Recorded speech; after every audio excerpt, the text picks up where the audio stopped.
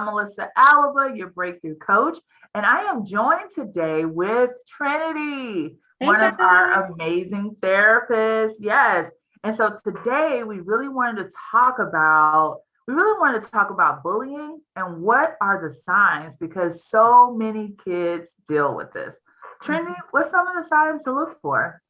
Yeah, so if you're wondering if your child is being bullied, I think there's some telltale signs that can kind of help open up the conversation. So the first thing that I think of really is isolation. A lot of times around bullying, there's a lot of embarrassment, there's a lot of shame. If you notice that your child is spending a lot of time alone in their room, not wanting to come out and spend time with the family, and maybe that's abnormal for them, that could potentially be a sign. Additionally, if you notice that their anger or anxiety is increasing, if they're having outbursts of anger or irritability, and that's not normally something that you would see from your child, that could also be a sign that there could be something going on at school.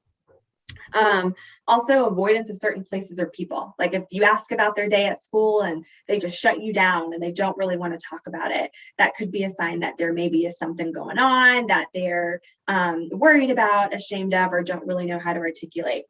You can also see it sometimes in trouble sleeping, which can be attributed to some of the increase in anxiety.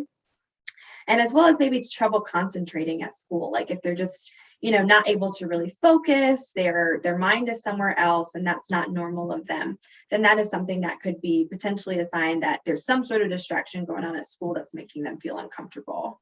Wow. So you mentioned a lot of great points. And I think the one that really stood out for me because sometimes parents can't always identify like the child's focus and concentration at school. The Right. teachers may notice it, Right. Yeah. but I know for sure parents usually can tell the kids don't want to talk anymore, or they're Mm-hmm. more withdrawn, or they're Yeah. going to their room instead Right. of coming to talk to you. Like, Mm-hmm. what can you do if you're noticing that and you ask your child or your young adult and they're like, everything's fine? Mm-hmm. Yeah, yeah. So I think I had to have 3 points that I think are really important for parents when they're starting to notice some of these signs in their children. And that is to protect, support, and to believe. Ooh, So I like that. thank Protect, you. support, Yeah, and believe. Come yeah. on. So I'll go through a little bit of what I mean by each one of those things. So protect, I mean, that if you find out that your child is being bullied by someone at school or even school administration in some way, being able to advocate for your child in the school, also being able to provide a safe environment at home. So a safe physical environment, a safe emotional environment, making sure that they're surrounded with friends and family who love and support them. And by support, if you say, hey, I really think that maybe my child is having trouble talking to me about some of these things, but maybe they'd like to talk to a therapist about it, to give them a little bit more space to feel that they can just kind of talk through things, being able to support them through that therapy. And that can be difficult for a kid who's now talking about something that's been going on in school that they're embarrassed or ashamed about.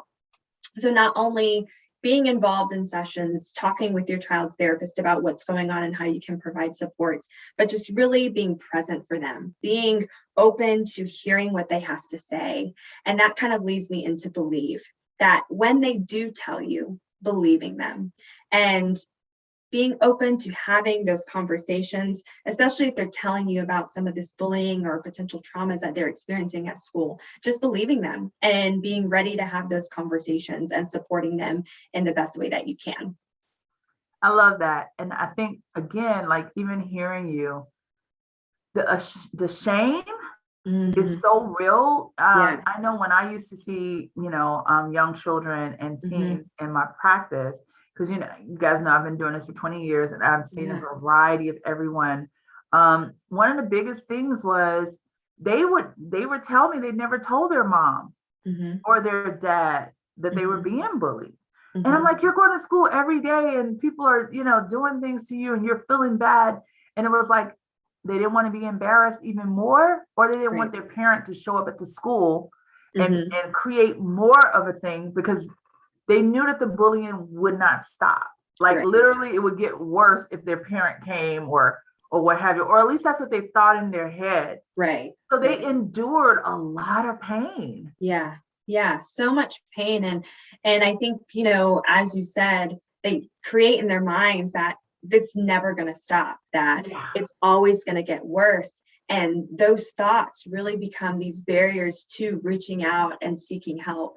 And so I think that's why parents knowing some of these warning signs are so important, because you're right, your kid may not come out and tell you because of those things, but if you can identify some of these warning signs, getting them in, with someone who can say, hey, your mom has been noticing this, or your dad's been noticing this, can we talk about it, so they can feel like they have that space.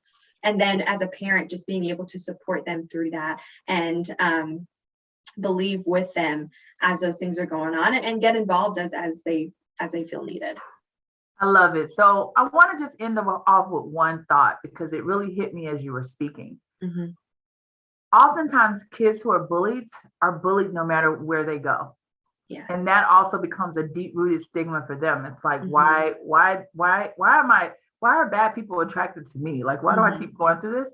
Can you share one reason why that happens multiple times? Because I've had parents who said, Mm-hmm. I've taken them out of this school, I've taken them out of this class, and now we still have the same issue. What's one thing that may be happening or triggered for this kid that keeps experiencing this? Mm-hmm. Yeah. I think that we at times live in a society where it wants to put us in a box, that we have to be like this or we have to be like that.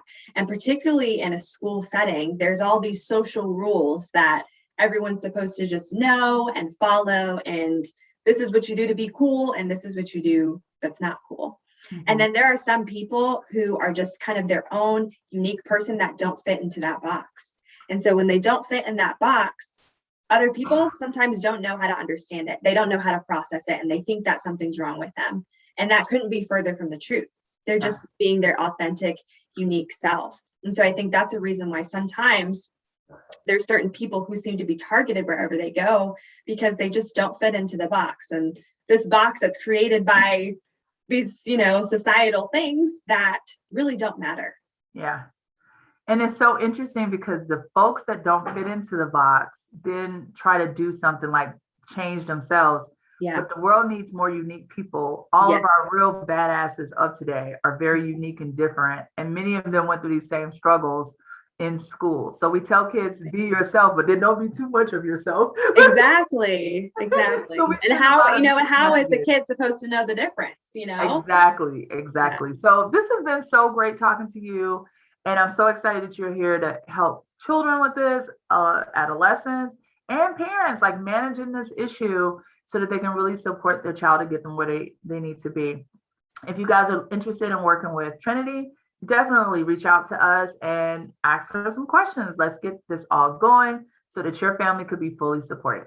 All right. Until next time, color your page with love, color your page with purpose, and color your page with joy. Bye, guys. Bye.